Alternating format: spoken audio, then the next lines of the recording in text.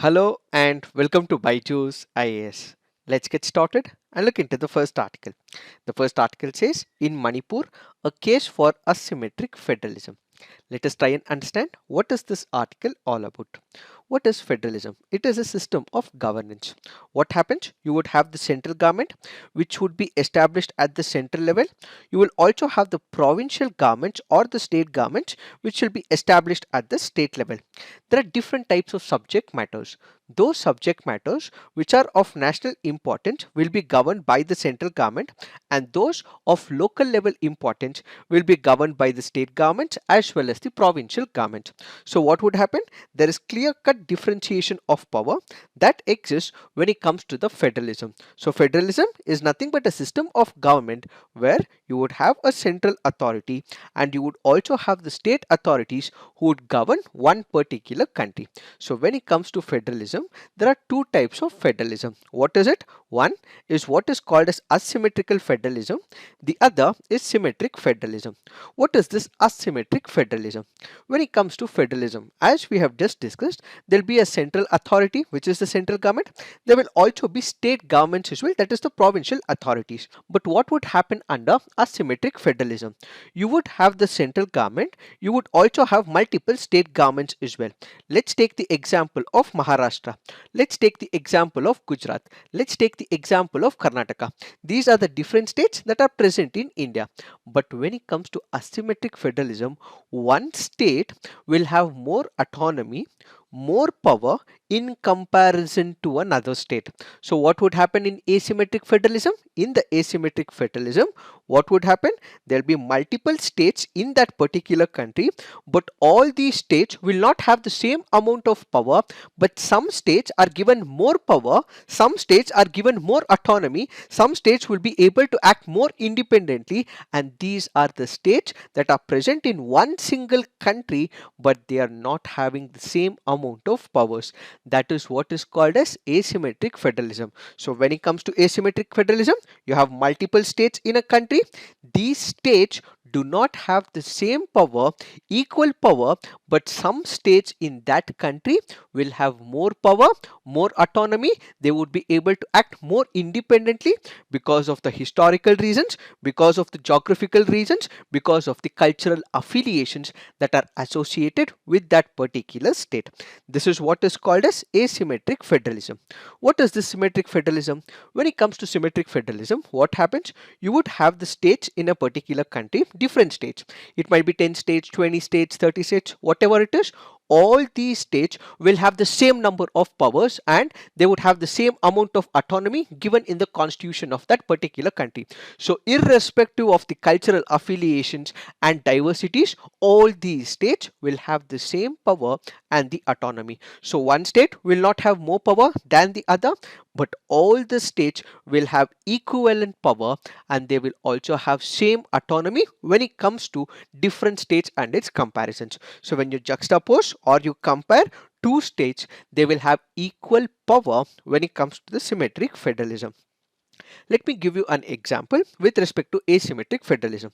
We have the erstwhile state of Jammu and Kashmir. Now it is a union territory, but once upon a time it was the state of Jammu and Kashmir. What did we have? We had Article 370. What did Article 370 do? It provided special status to the state of Jammu and Kashmir. What exactly happened? It had its own constitution, more powers were given to the state governments, it had its own flag as well, and the parliament had very limited powers when it comes to the state of Jammu and Kashmir. So all the powers which was consolidated in the legislature of the state of Jammu and Kashmir. So when you look into the erstwhile state of Jammu and Kashmir, which is now a union territory, we had Article 370 which provided more autonomy, more power in comparison to other states in India. If you have to compare Maharashtra to, let's say, Jammu and Kashmir, or let's say we have to compare Gujarat with Jammu and Kashmir, which state had more power? It was the state of Jammu and Kashmir which had more power. So more power, more autonomy means there is asymmetric federalism. Now let's understand another important article. We have Article 371A. What does it deal with? It gives more powers to the state of Nagaland. Then we have Article 371C. what does it deal with? It gives more power to the state of Manipur as well. So in this particular backdrop, asymmetrical federalism is one of the principles which gives some more power to some states but less power to other states, more autonomy to some states, less autonomy to other states. Why? Because of the cultural differences, because of the geographical differences, because of the close by to the border areas, because historically there were some issues. So the constitution of a respective country will provide more powers or autonomy to that particular state. So when it comes to asymmetric federalism, the simple definition is you would have the central government, you would also have multiple states. These states will not have equal powers, but some states will have more powers. They will also have more autonomy. This is what is called as asymmetric federalism. So this is what is the example. So we have the state of Jammu and Kashmir, then we have Nagaland and Manipur as well. Now the concern is that we had Article 370. Article 370 was diluted. There were amendments which was brought into the Constitution of India, and as a result, what happened? The state of Jammu and Kashmir ultimately became the Union Territory of Jammu and Kashmir. So this is where the concern is. Couple of states in India and the people are apprehensive where there would be attempts to dilute, let's say Article 371A, let's say Article 371C. So there are been other states as well which are accorded all these autonomy and more powers. So with the dilution of the state of Jammu and Kashmir, other states are apprehensive where their special status, their special power, their autonomy would be stripped by the government of India. In fact, we have the government of India which has clarified, which has also told repeatedly that it would not dilute any of these special powers which are given to the northeastern states of India. But in spite of these assurances, we have some states and its people who are apprehensive that this special power might be stripped off, and as a result they may have to face the views of the majoritarian government. So what is that we have to understand? Whether asymmetry in a particular state, should it be present? If not, what are the consequences? So let us critically analyze. If asymmetric federalism has to exist in a particular state, if asymmetric federalism should not exist in a particular state. When we go back to the Constituent Assembly debates, we have the Gopinath Bordoloi Committee. This was one of the subcommittees of the Constituent Assembly. What did it say? India is a land of diversity. We have different religions, we have different castes, we have different languages, we have multiple cultural milieu in the country. So in this particular backdrop, the Gopinath Bordoloi Committee identified the distinct identity, culture, way of life of different tribal groups in the northeast part of India and said that yes, we need to have asymmetric federalism. Why asymmetric federalism? Because there is a cultural difference, there are tribal differences, they have their own identity. This identity has to be safeguarded, which is why we have the Gopinath Bordoloi Committee, which was a subcommittee of the Constituent Assembly, clearly went on to say that we believe in unity and diversity. Their culture will have to be respected. In order to respect the culture, we have to give them some powers which will not be given to the other states. And as a result, what the Constituent Assembly debates clearly clarified is that we require asymmetric federalism because we are a huge country. We have our own chunk of cultural revivalism that has to take place, and as a result what we require is asymmetric federalism.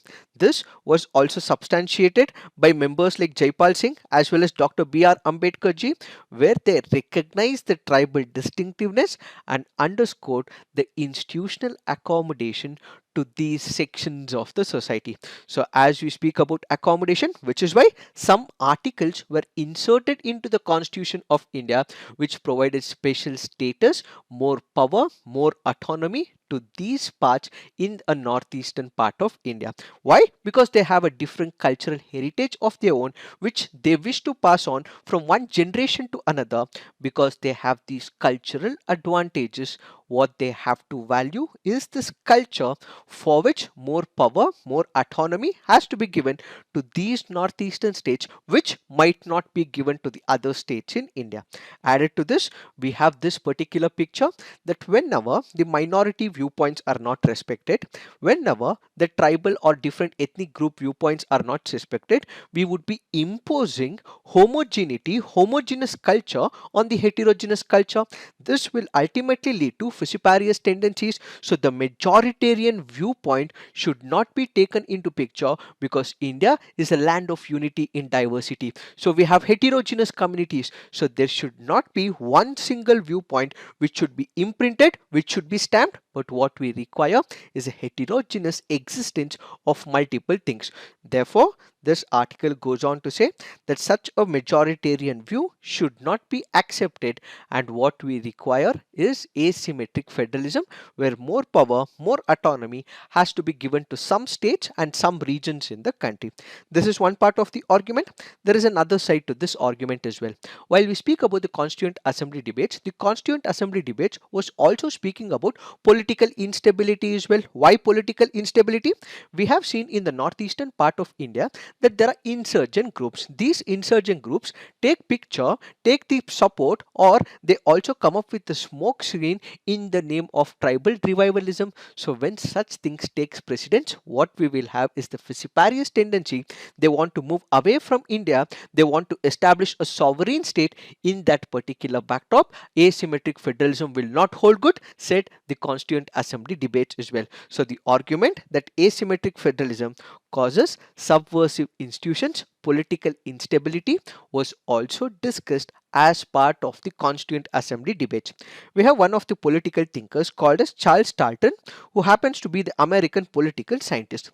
It was he who developed this idea of asymmetric federalism back in the year 1960s. He also says that if this asymmetrical federalism is not taken into picture, periodic interventions are not done, it is not watched with a vigilant eyes, this can also lead to destabilizing tendencies. One such example that we can consider is the East European communist states. So all those states which are part of the Soviet Union disintegrated. In fact, they were all part of the Soviet Union. When they got independence, they could have continued to live as one single society, but because there were too much of cultural differences, East European communist states were not able to gel up, were not having the cohesive force, and as a result, what we see is balkanization when it comes to East European communist states. So similar attempts may happen in any country if asymmetric federalism is taken into picture, when it is not watched with the vigilant eyes.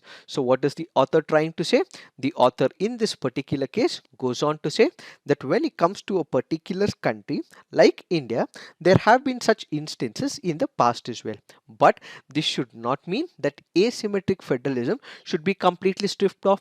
Because we have cultural differences, because we have language differences, such heterogeneity will have to be respected, says the author in this particular case. So the author goes on to conclude that we have to recognize asymmetric federalism, we have to institutionalize this, accommodate multiple distinctive features in the country, and ultimately what is envisioned in the Constitution of India in the form of more powers, special powers, more autonomy to few states in India should continue, and we have to be accommodative, says this article. It is this that we have to understand in reference to this article. Now let's look into the next article. This article says Archakas of all hues.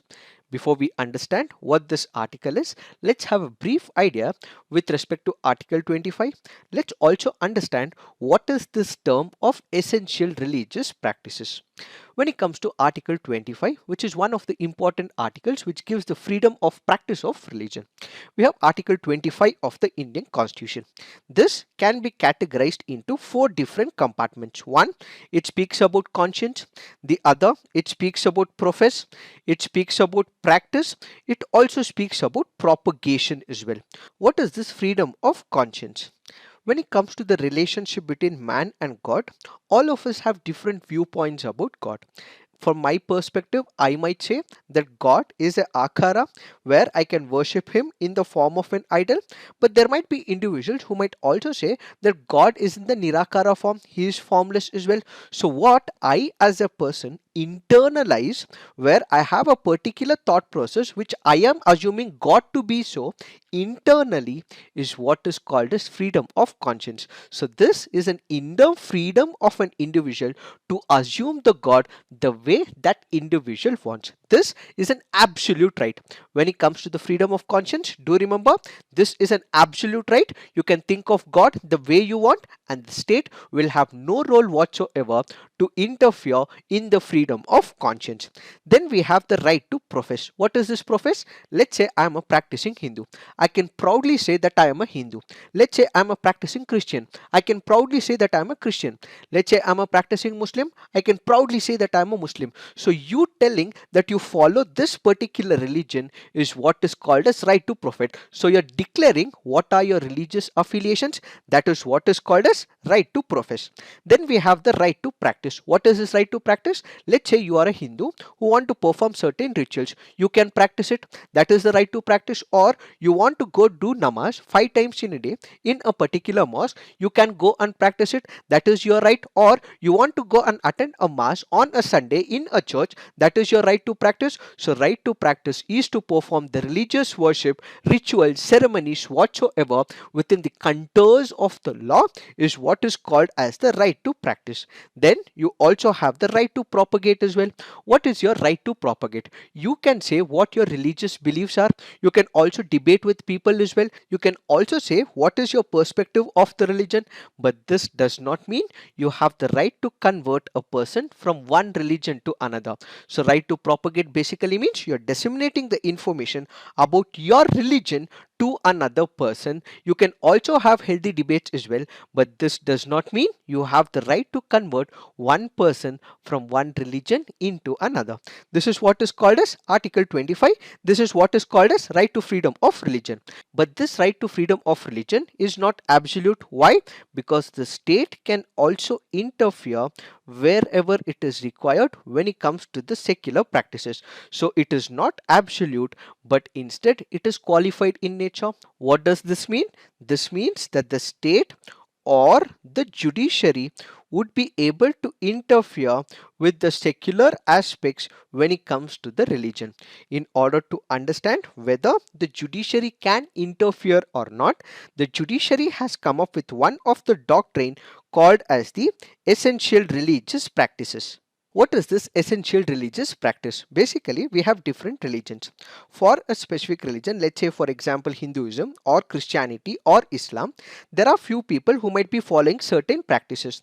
Whether this particular practice is inherently present in that religion or it is not present, whether it is having any consequences on individual freedom as per the constitution or not, will be decided as per the essential religious practices. So the Supreme Court and the judiciary or the state will not interfere in those practices which are part of the essential religious practices. Let's say for example, when it comes to Islam, people follow practice of namaz 5 times a day. Is it an essential religious practice? Yes. This is according to Supreme Court of India, the essential practice. Or let's say for example, when it comes to the Sikh religion, the turban that they tie, this is also part of essential religious practice. In all these practices, the Supreme Court will not interfere, the state will not interfere, as this is a very ingredient part of their practice. But there are few things which, if it is interfering with the individual rights, which is not part of the essential religious practice, then you would have the Supreme Court of India, you would also have the state which can interfere in such an activity. Let me give you one of the examples. Is untouchability part of Hinduism? No, that is what happened back in the year 1958. We have one of the landmark judgments given in the temple entry case. What was this temple entry case? There was a question asked to the Supreme Court of India. Is untouchability part of Hinduism? The Supreme Court of India looked into it and said that untouchability is not an essential part of the Hindu religion. After examining multiple tenets, it went to a conclusion that untouchability was not an essential Hindu practice. So those tenets where the state and the judiciary cannot interfere is the essential religious practices. Where they can interfere, the state can bring modifications, the judiciary can bring modifications. Why are we discussing this? That is because Tamil Nadu has a law called as Tamil Nadu Hindu Religious and Charitable Endowments Act of 1959. According to one of the sections of this particular act, which was inserted in 1971, under section 55 of the HRC Act, it was amended to abolish hereditary priesthood. What is this hereditary priesthood? Basically, you would have the Archakas, you would have the priest who would be performing all the rituals in a temple. So should it be only restricted to a specific caste, or should it be open to all the practitioners of Hinduism? This was the question. So in section 55, it clearly goes on to say that if there is a priest, this should not be passed on from one generation to another, but instead what values into picture is the knowledge of the priest. So irrespective of which caste the priest comes from, he should be able to perform the rituals in a particular temple on the basis of a fixed criteria. So this priesthood heredity, which was initially acknowledged, was eliminated under section 55 of the HRC Act. So what this act did was to train the Hindus irrespective of their caste as Archakas to the Hindu temples. So now there was a question asked in the Supreme Court of India: did the state have such a power?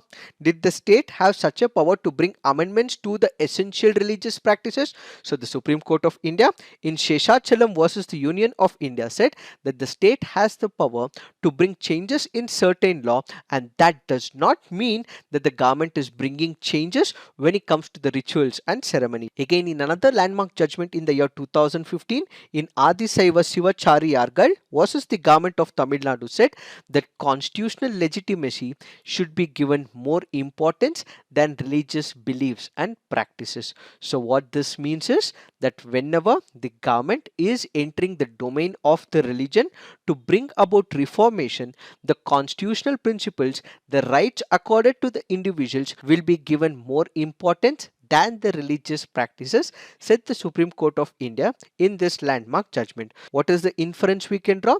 That the government would be able to legislate, come up with new laws if individual rights are violated. Historical injustice, if it can be rewritten, the government would be able to make the legislation, says this article. However, this is also subject to the judicial scrutiny, and such a judicial scrutiny will happen on a case-to-case basis. So the historical untouchability was completely eliminated with the temple entry case. So when it comes to the priesthood, irrespective of the caste, if they are able to follow a fixed criteria, they're able to follow the rules and regulations, are able to perform the rituals. So irrespective of which caste he comes from, he can become the priest, says this article. So going forward, it should not be just restricted to one single caste. Irrespective of the caste, everyone should be able to perform the pujas. It can be the women, it can be the transgender. So anyone who is able to follow a fixed criteria, follow and comply by the rules of the religious books, in such a case they would be able to perform the rituals and ceremonies, says this article. Therefore, the orthodoxy, the patriarchy which is existing in our system should be completely eliminated, and what we require is a vision of just, equal and dignified society, says the author. It is this that we have to understand in reference to this article. Now let's look into the next article.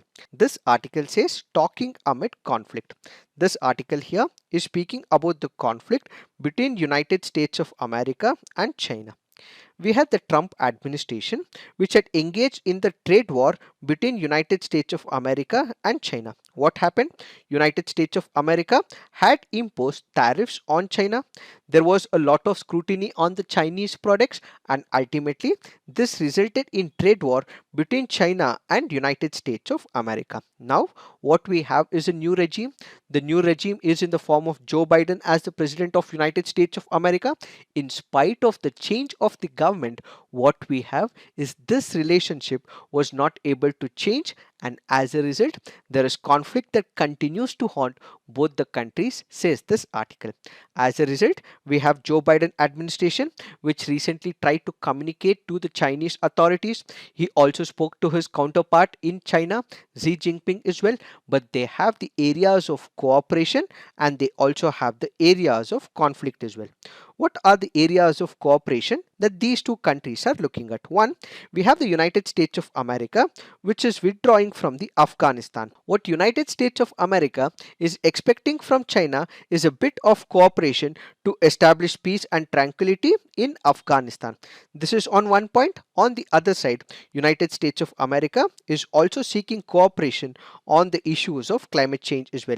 These are the two largest economies of the world. They also make a lot of emissions as well. So in order to establish peace in Afghanistan and to minimize the impact of emissions, these two countries require cooperation, which is why the Biden administration has sought the support of the Chinese when it comes to the Afghanistan and climate change. Then there are areas of conflict as well. What is China looking at?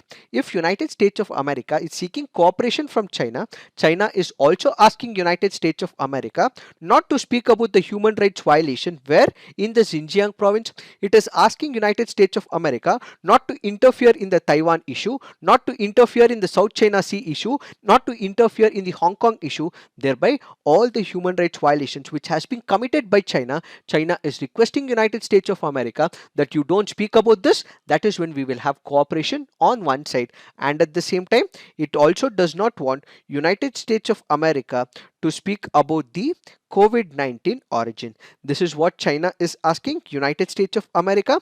But since these issues will not be sorted out, what we will have is this issue continue to haunt both the countries, and it will continue to procrastinate, delay this whole process of peace between United States of America and China. The author also brings into picture the perspective of India in reference to China and United States of America. What is the author trying to convey? When it comes to India and China, we have the boundary issues which has to be sorted, and at the same time we also have security issues which also has to be sorted. So what does India say to China? That we cannot isolate all these issues, that whenever there is an issue, this has to be looked on a comprehensive basis. So India says that boundary issue cannot be isolated from the trade related issue. Economics and boundary cannot be integrated together. This is an objective criteria that we have to take. We have to take a comprehensive look when it comes to the overall relationship between India and China. So we cannot have an isolationist approach, but instead what we require is an integrated approach, says India, when it comes to India and China. But China does not accept this particular viewpoint. What does China say? China say that trade relationship is totally different from security related internship. So what China says, that let's continue to have the economic relationship, and meanwhile we will sort out the boundary issue at a different forum. This is what is the perspective of China when it comes to India and China. But when it comes to China and United States of America, China shows its double standards, where China is asking United States of America that let's not have an isolationist view, but let's have a comprehensive view. Only when you're able to settle these differences, we would be able to have peace establishment with United States of America, says China. So the author goes on to say that China has double standards when it comes to its approach towards United States of America and differently with India, says the author. It is this that we have to understand in reference to this article. Now let's look into the next article. This article says climate change would cost 216 million to migrate, says the World Bank. We have the World Bank which has come up with a report on climate change. What has it said? That whenever there are more emissions, climate change variations happen, and as a result there will be rise in the water level. As a result, what we will see is drought-like conditions. As a result, livelihood of the people will be at loss, and as a result of all these consequences, people within the same territory, people within the same country may start moving from one region into another. Let's take the example of India. There are coastal belts. These coastal belts, whenever there is an increase of climate change, variations in the climate change, what would happen? The sea level rise would happen. So the coastal community will be the first major sufferers. So these coastal community people will start moving inwards. So what we actually see is the environmental refugees. So because of the impact of the climate change, there have been changes introduced into the environment, and as a result, people start moving within the same territory to a different region, looking to save their lives and also find new economic opportunities. This can result in what is called as environmental refugees, says the World Bank. With this as a backdrop, the World Bank goes on to say that as many as 44 million people may move from one region to another by the year 2050 if the emissions are controlled. But if the emissions are not controlled, as many as 216 million may move from one place to another by the year 2050, and as a result what we will see is more devastating impact of environmental issues. According to this report, they have identified about 6 regions: Latin America, North Africa, Sub-Saharan Africa, Eastern Europe and Central Asia, South Asia, and East Asia and the Pacific. So if we consider these regions, the article goes on to say that in the Sub-Saharan Africa, the most vulnerable region due to desertification, fragile coastlines, and the population's dependence on the agriculture would see the most migrants, with up to 86 million people moving within the national borders. And when it comes to North Africa, it is predicted to have the largest proportion of climate migrants, with 19 million people moving, equivalent to roughly 9% of its population. Due to increased water scarcity in South Asia, Bangladesh will be particularly affected by flooding and crop failures, accounting for almost half of the predicted climate migrants, with 19.9 million people, including an increasing number of women, moving by 2050 under the pessimistic scenario. So these are the regions which will be impacted, and there will be refugee crisis because of the environmental consequences, says this article. Now let's look into the main practice questions. What do you understand by asymmetric federalism? How is it different from symmetric federalism? Discuss the significance of asymmetric federalism in India. Essential religious practices doctrine allows the state to intervene in the matters of religion without infringing the principle of state neutrality in religious affairs. Substantiate. So please write all your answers on the comment section. Peer review. Do give positive feedback to your friends' answers. So this is it for today. Thank you for watching. All the best.